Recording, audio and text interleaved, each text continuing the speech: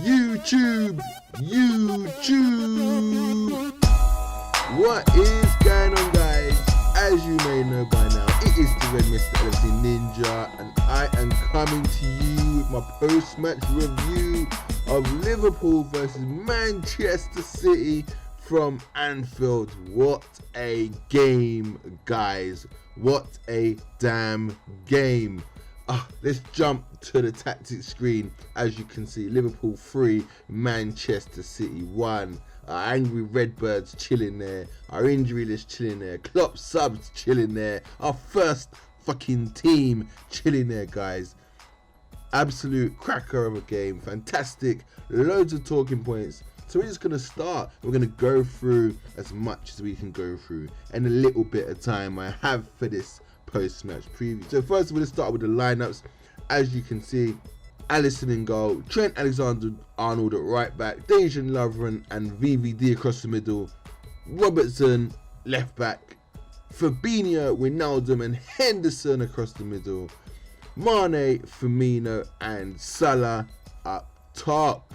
Yes, guys, Klopps substitutes, Divock Origi, Alex Oxlade-Chamberlain, Lallana, Naby Keita, James Milner, Gomez and Adrian. Our injury list is still Matip and Shaqiri. Our Angry Birds dropped from the squad, guys. Elliot, Jones and Brewster. So guys, let's get straight into it. First of all, let's talk about this Trent Alexander-Arnold's handball. What handball? Absolutely what handball. If any of you guys have played football before, you'll realise you don't play with your hands stuck to your side like you're wearing a straitjacket. Honestly, what kind of person plays like they're wearing a straitjacket? Your hands are literally in the position that a Subutio player has. Have you ever seen those little figures? You heard of Subutio? You seen them figures before? Where they have their hands down by their side but slightly out? That is how you play football. That is the natural position. If you run in towards the left and you suddenly stop, your right arm will go out to catch your balance, and vice versa. What on earth are these pundits talking about? How is it an unnatural position?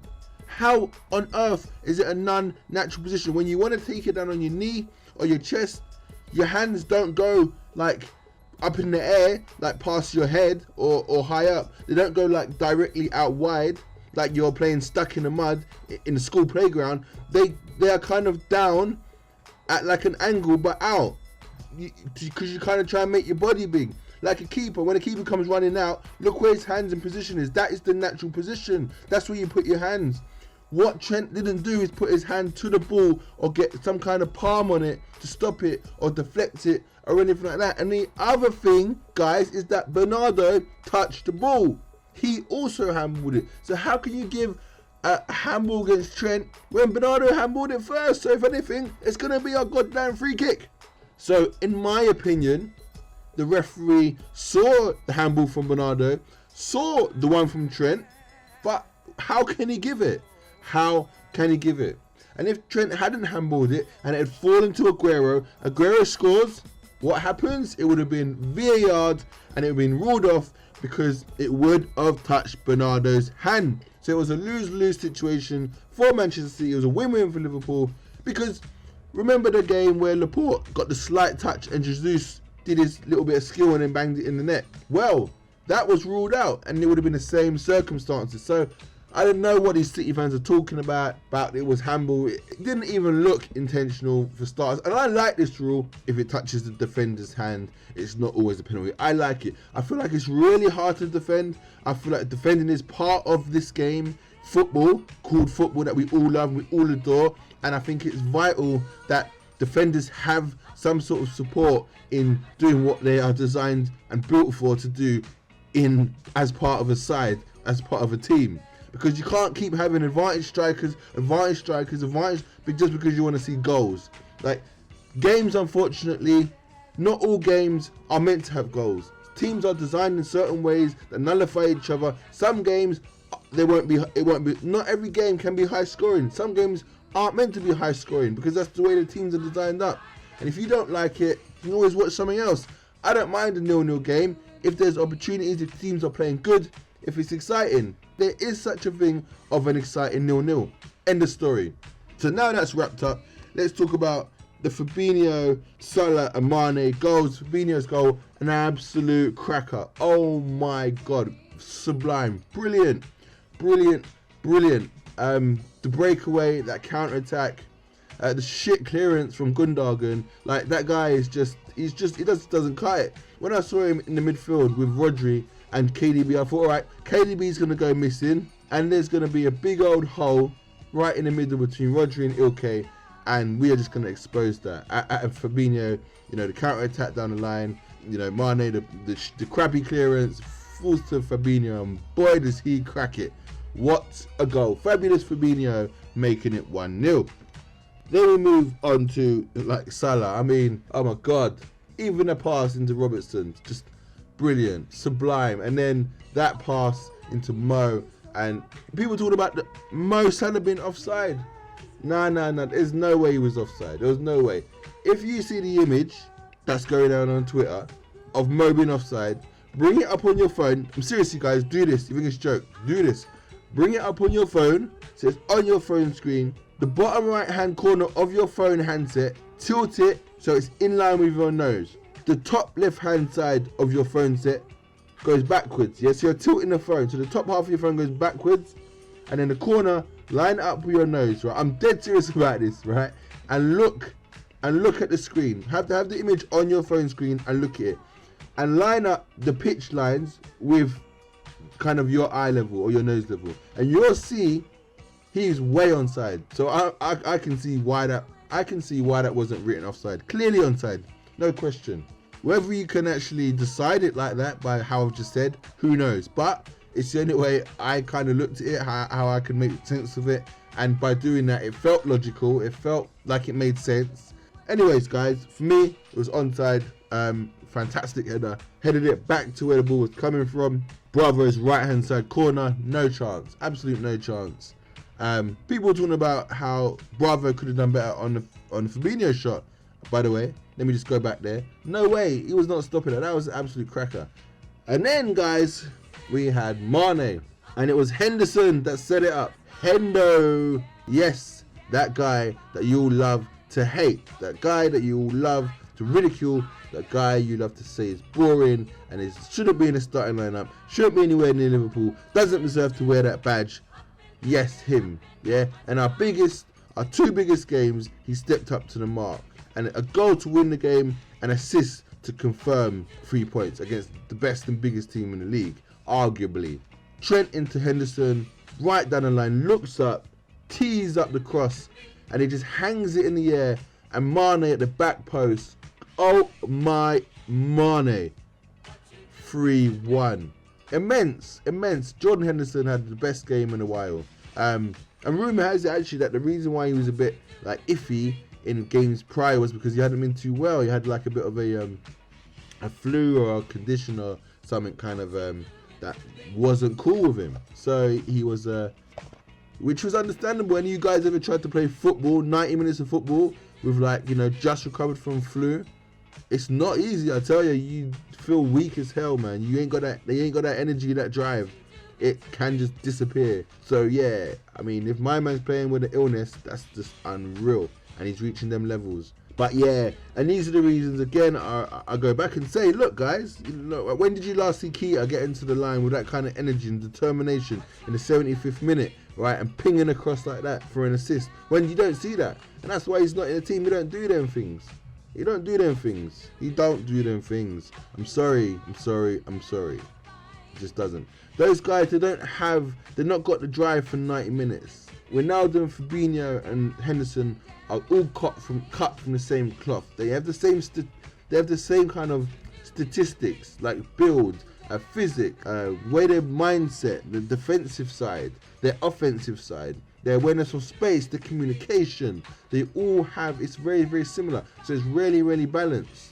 That's why they work so great. They can do everything. Like this team can do everything. There isn't a way we can't play. I've always said in my videos, if you listen to my videos, I said City have one way of playing, and they all have to be on song, and they all have to be fit. If they're not, or 1, 2, or 3 of them is off the boil, they struggle. they will struggle. They can't play the way we play. They can't. And that's why they've lost 3 now. They can't dig out results. Yesterday they had to dig out a result. They couldn't dig it out. They had the chances. They couldn't dig it out. So because it didn't go their way, they was moaning about decisions and VAR and that and this. Rubbish. Fantastic goals, as I said. I really illustrate. Fantastic goals from Fabinho, Salah and Mane, Gomez, Trent and Sterling. So how about it? I also said, if you listen to my short preview video of this match, or the longer version, I highlighted the Trent and Sterling matchup.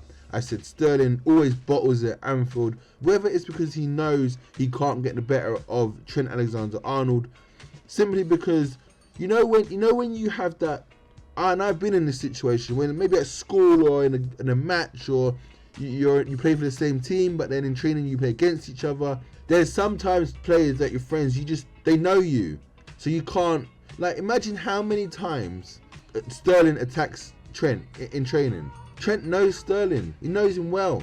This is why Trent struggles against Sane, and they switch Sterling to the rest, because Trent knows him, he knows him inside out. And this is what I was saying, is the whole England thing, is it going to be a mental block for Sterling? And it was a mental block. Even when Gomez come, and I even highlighted that, I said, what happens if Klopp goes with a VVD and a Gomez, and then a Trent Alexander-Arnold on a Sterling? Because what will happen is both Gomez and Trent know Sterling really well. And after Sterling, pushing up his chest to Gomez, man, they know each other even better now. Gosh, I'd like to be a fly on the wall of that England camp. There's definitely some ill feeling going on there. Again, I said from day, I've always sort of said the England team, all of the England boys play in the Premier League. It's not good for the England team. It's not good because they come across each other too much. There's too much club before country. There's too much hostility between players. Like, look at that now. Like, Southgate has to go and deal with Trent, Gomez, and if there may not be anything left. I find it hard to believe. You know what? Turning up to training, the smirk on Trent's face and Gomez's face, knowing Sterling's like 8 points behind rather. The banter, yeah, call it banter, but these things, man, they just stay for a long time in the back of people's minds, and it will be burning Sterling. He'll leave that Manchester City camp. I don't even think Stones is in the squad. I think he's on his own. I think he's the only one from City, right? Yeah, I'm sure he's the only one from City. Oh, Foden. I don't even know if Foden's in there. But if the only one from City, Liverpool got Oxlade, Gomez, Henderson. Banter, mate. Banter. He's going to get mugged. Seriously. So, guys, I highlighted that. Go and check it out. You can listen to it if you want. And to me, it was just logic. And it prevailed. It is what happened. He got shut down. He bottled it again at Anfield. And for me at the moment, Sterling is literally a one-team wonder for City. Like, all the other players have just gone off the boil. Like, Silva doesn't even get on a pitch now. Aguero is having a bit of a shit one. Jesus having a bit of shit one. Like, the only one really is the other Silva that kind of turns up from time to time who scored against us. And again, guys, we're 3-0 up. Like, 75th minute. It's a little consolation. We're just trying to see the game out. We got better after that goal. Well, there was still a couple chances, but we did tighten up. Although we don't want to concede the goal, it ain't the end of the world. We're still, 2 goals ahead. We're still going to take the 3 points. Quite frankly, I couldn't really give a shit if they scored or not. Cancellation goal. At the end of the day, it's just if they don't score a consolation goal, all it is for us is to feed our ego, innit, and talk about a clean sheet. And how great Alisson is, and how great VVD is, and our defence. I mean, it's just bragging rights if you concede a goal. I don't really care. Bottom line is we taking the points, and we really stuck them to the sword. We really put a sword to them. Let's move on quickly. Man of the match. I did predict this guy right here, Fabinho, and it was Fabinho for me.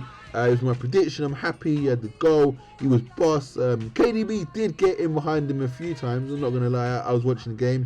I saw him. He did leave Fabinho chasing shadows.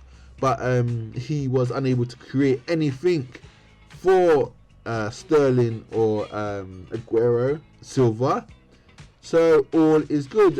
And as a matter of fact, KDB genuinely was rather well contained. I felt like he didn't really couple breaks, but that was it. He was well marshalled, and that's down to Wijnaldum, Fabinho, and Henderson for sure.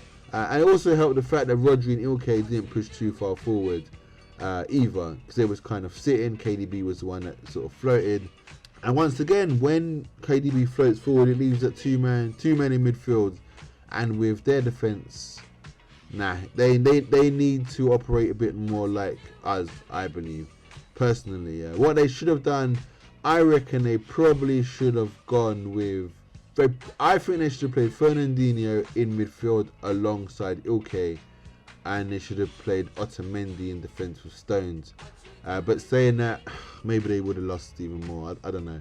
I find it hard to think that, Otamendi isn't a better defender, just defending, than Fernandinho. He's been doing it all of his career. So for me it makes sense. But Fernandinho plays out from the back a lot better. So I can see why Pep is going for Fernandinho. Obviously it didn't work, so that is all that matters. But yes, I went with Fabinho, and he is my man of the match. Another man of the match that was close to taking it was Jordan Henderson. I thought he had an absolute screamer today. I thought he was brilliant. I don't remember him losing the ball too much. He was physical, he was well organised, he was full of energy, tearing down that wing in the 75th minute to get that cross in. 75 minutes, and he's tearing down that wing like that. Awesome. What a captain. Show some respect. Put some respect on this guy's name. Dead serious. Absolutely dead serious. Put some respect on it. My scorers, I did predict, Mane and Salah. However, my score prediction was 2-0. I think it was 2-0. I'm sure it was 2-0. And my scorers was Salah and Mane. The score was 3-1, as you can see, and the scores were Fabinho, Salah and Mane, with a Silva response. So partly correct there, partly correct. Substitutions, guys. Yes, Milner came on for Henderson, Ox came on for Firmino, and I think Gomez came on for Salah, or it might have been Gomez for Firmino and Ox for Salah. Can't quite remember, but that is how the team finished up with those substitutions, and it also finished up in a 4-4-2 formation. At some stage, this was the formation when Henderson and Firmino had gone off. Then also Gomez came on, and he sat in a back three with Lovren central, Van Dijk on the opposite side.